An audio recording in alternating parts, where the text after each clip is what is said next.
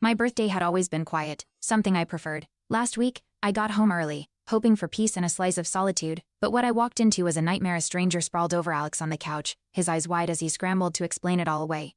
He blocked the door, friends spilled out of hiding. "It's just a prank," he said. I was already breaking. Cheating wasn't new to me. My mom had done it to my dad, and that fracture never healed in our family. My first boyfriend repeated history, cutting deeper. When I met Alex, he seemed different, gentle, warm. I told him I don't joke about betrayal. He promised he'd never hurt me. I believed him. We even talked about moving in together. Somewhere in my drawer sits a photo of my parents before the lies. Alex wasn't just my boyfriend, he was my safe place. He knew my history and my triggers. When we watched shows with cheating plots, he'd switch the channel without me asking. Once after a nightmare, he held me for hours. I let my guard down completely. My Aunt Teresa warned me once, "Don't trust too fast," but I laughed. Said Alex wasn't like the others. He'd helped me forget the past, until that night shattered it all. I ran barefoot. No plan, just keys and my phone. I ended up at Teresa's, shaking and drenched in panic. She opened the door without a word, wrapped me in a blanket, and sat with me on the kitchen floor. I couldn't stop shaking. My phone buzzed nonstop. Alex, Noah, even Anna. I turned it off. Teresa made tea, her silence louder than comfort. That night, I slept in her guest room, door locked, heart racing. The next morning, I turned my phone on. Over 50 messages waited. Alex begged me to understand. Noah said it was all a joke gone wrong. Then Anna's message popped up. I warned him. He thought you'd laugh. My fingers trembled. A prank? With his ex? In our home? I wanted to scream.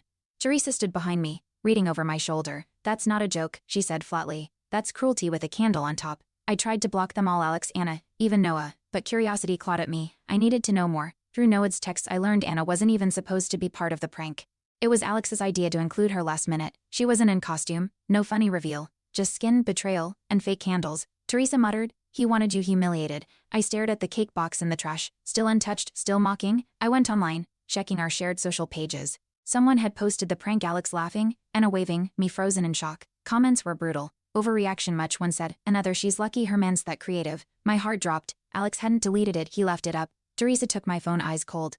"He wanted applause," she hissed. I deleted the account, every trace. My hands shook. But this time, it wasn't fear, it was fury. Alex showed up at Teresa Bess, uninvited, flowers in hand. He looked like he hadn't slept. "Please, just hear me out," he begged. I stood firm at the doorway. Teresa stood beside me. "You have 5 minutes," I said. His voice cracked as he spoke. Said it was Anna's idea, that he lost control. I watched his hands tremble, but I saw no remorse in his eyes, just panic, like someone caught. "Not someone, sorry. I never meant to hurt you." Alex whispered, placing the flowers on Teresa's table. "I didn't touch them. You let your ex straddle you on my birthday." My voice didn't crack, but my soul did. He reached for my hand. I stepped back. Teresa didn't move. She didn't need to, I said. "This isn't a misunderstanding, Alex, it's a decision you made." His lips moved to argue, but I'd already closed the door in his face. That night, I sat by the window, holding the old photo of my parents before everything fell apart. I finally let myself cry. Not just for Alex, for all the betrayals I'd bury. Teresa brought tea, didn't speak. Her hand on my shoulder said enough. I whispered, "Why do I keep trusting people who treat me like I'm disposable?" She answered, soft but firm, "Because you believe in love. Just learn to believe in yourself too." The next morning, I found the flowers in the trash. Teresa had tossed them without a word. I smiled. It was the smallest thing, but it felt like a win. I started making a list, small things that were mine again. Control, space, silence. I even wrote buy new sheets because ours still smelled like Alex's cologne. I wasn't healed, not even close, but for the first time in days, I felt like I could be. I thought I'd seen it all. But Anna sent a video, unedited footage from the night. She filmed everything, not just the prank, but what led up to it. Alex was laughing before I got home. High-fiving her. "She's gonna lose it," he said. "Can't wait." He planned it, all of it. Teresa watched the clip beside me, jaw tight. I felt sick. The betrayal wasn't accidental. It was scripted, directed, played for an audience of friends. The group chat had more screenshots Noah sent showed Alex coordinating with Anna weeks before. "Let's mess with her," one message read. "She's so sensitive, it'll be hilarious." My chest tightened. I'd told Alex my worst fear. He used it as a punchline. Teresa reached for my hand. "You didn't deserve this." I nodded, but the rage was louder than grief now. They had mocked my trauma, turned it into a group project. I wasn't crying anymore. I shared the screenshots, privately at first to friends who defended Alex. One by one, they stopped replying. Then I posted publicly. "This was my birthday," I wrote. "This is what fun looks like to them." The response was instant. People I didn't know offered support. Some shared their own stories. Teresa cried reading them. Alex's friends stayed quiet. Even Anna disappeared offline. I wasn't alone. For the first time, the echo chamber broke. Truth echoed louder. A week later, I heard Alex was hospitalized, panic attack, dehydration, mental breakdown. Part of me felt sorry. Another part remembered that video. Teresa said, "Compassion doesn't mean reconciliation." I nodded. I sent flowers, not romantic ones, just a card. "I hope you heal. I won't be part of it." No name, no signature, closure maybe, or a boundary. I didn't need revenge, just space, just peace. Letting go wasn't weakness. It was the bravest thing I'd done. Anna texted me, didn't know he was still seeing you, thought you two broke up. I stared at the message, lied to her too. Classic Alex. She asked to meet. Teresa warned me not to, but I did. At a coffee shop. Anna looked wrecked. He said you ghosted him, she whispered. We both sat in silence. Two women stitched together by one man's web. He used us, she said. I nodded. We were just tools. Anna deleted her Instagram, posted a final story. I was complicit. I regret it. The comments were brutal. Some praised her honesty, most didn't. I felt nothing, no triumph, just exhaustion. Teresa said, you're stronger than her. I didn't reply. We weren't in a competition. We were all victims of charm and cruelty. I muted Anna's number, not out of hate, just survival. I didn't need more explanations. I needed freedom. One click gave me air again. I boxed everything, gifts, photos, even the little stuffed bear from our first weekend trip. It all went into a storage bin. Not the trash, just away. Teresa offered to burn them. I shook my head. I went to decide when. I said, control had been stolen from me once. I was taking it back in pieces, slowly, quietly. That box wasn't closure, it was a bookmark. I wasn't done healing, but I was done pretending. Noah messaged again. I didn't know how far he'd take it. I'm sorry. He offered screenshots, backup, anything. I thanked him, asked him why he didn't speak sooner. I thought it was harmless, he replied. I didn't answer. Some silences are louder than screams. Teresa read the messages and sighed. People enable cruelty with apathy. I saved the evidence, not out of spite, just insurance. I'd been silenced before, not this time. This time, I kept receipts. Someone posted a TikTok breakdown timeline, screenshots, original post. It went viral. Overnight, Alex's name was trending. Strangers defended me. Dissected the prank, mocked his excuses. A lawyer messaged me offering pro bono advice. I didn't sue, didn't threaten, but I replied, thank you, I'm safe. The world had flipped. Once, I was the girl crying on the kitchen floor. Now, I was the name they used when telling others, don't stay silent. Speak, be heard. A former classmate messaged me, quiet girl. Barely knew her. Thank you, she wrote. Your story gave me the courage to leave someone toxic. I stared at her message, heart swelling and breaking at once. Teresa smiled when I told her, you turn pain into purpose.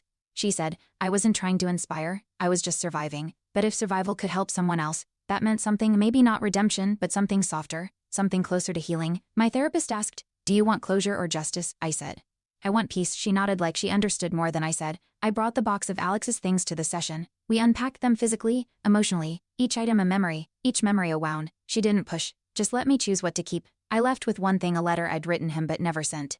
It said, you broke me, but not forever. I passed by our old apartment one day, curtains were drawn, a new name on the mailbox. I didn't stop, just kept walking, but my heart didn't race, my chest didn't tighten. I smiled, not because I missed it, but because I didn't.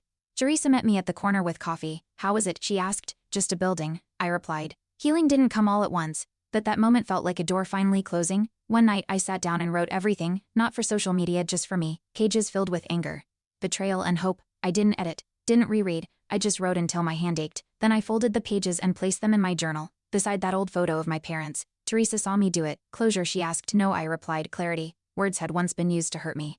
Now they healed. I got invited to speak at a support group. Women who'd faced betrayal, humiliation, pain. I almost said no, but Teresa nudged me. They need your voice, she said. I told my story, hands shaking, voice firm, eyes locked with strangers who nodded. Pride exhaled. After, a woman hugged me tight. You spoke for me, she whispered. I left the room lighter. Not because I had answers, but because I knew I wasn't the only one. Alex's mother called. I hesitated before answering. Her voice cracked. I'm so sorry for what he did. I didn't know what to say. He's not well, she added. I believed her. But I also knew that pain doesn't excuse cruelty. I hope he gets help, I said. But I won't be a part of it, she cried. I didn't. Teresa squeezed my shoulder after. You chose your peace, she said. For once, I didn't feel guilty. I revisited the mirror in Teresa T's hallway, the one I avoided after the betrayal. This time, I didn't look away. My reflection wasn't weak. It wasn't broken. It was resilient. My hair was tied back, eyes steady, no mascara, tears. You made it, I whispered. That mirror had once reflected shame. Now it showed strength. Teresa passed behind me, smiled in the glass. Proud of you, she said. I smiled back. This time I meant it. I woke up early, sunlight spilling through Teresa's curtains. No nightmares, no texts, just quiet. I made coffee, added cream like always, but it tasted different, calmer. I wasn't waiting for apologies. I wasn't hoping for calls. I was here, still hurting, maybe, still healing, but present. Teresa joined me. No words needed. I sipped again. It wasn't just coffee. It was freedom. A morning untouched by memory. A peace I hadn't tasted in months. Later, I walked through the park alone. No music, no distractions, just the rhythm of my steps. I passed couples, kids, dogs, but didn't feel hollow. I sat by the fountain, pulled out my journal, and wrote one line. Boundaries are not walls, they're doors with locks I control. Teresa T's voice echoed in my head. Proud. Healing wasn't a finish line. It was the choosing peace step by step, in a world that once shattered me. That evening, I cleaned my room, really cleaned it, not just surface tidy. I changed the sheets, lit a candle, hung a photo of me and Teresa from last summer. No Alex, no shadows, just laughter frozen in a frame. I whispered, "This is mine, my space, my story." My ending, the room smelled like lavender and new beginnings. I curled up in bed, heart steady. For the first time, I didn't dread tomorrow. Alex remained in treatment, far from me. No updates, no contact, and that was enough. Teresa and I donated the cake box to a food shelter, symbol gone. Purpose reclaimed. My journal entry that day read, "I don't need closure, I need forward." I wasn't erasing him, just outgrowing the pain, letting it shrink behind me like a shadow at noon, still there, but powerless in the light I now walked in. Noah reached out again. This time not to explain, but to listen. He joined the support group I spoke at. "I shouldn't have done better," he said afterward. I nodded. Forgiveness wasn't always vocal. Sometimes it was shared silence. Teresa clapped quietly from the back. That moment wasn't about reconciliation, it was accountability.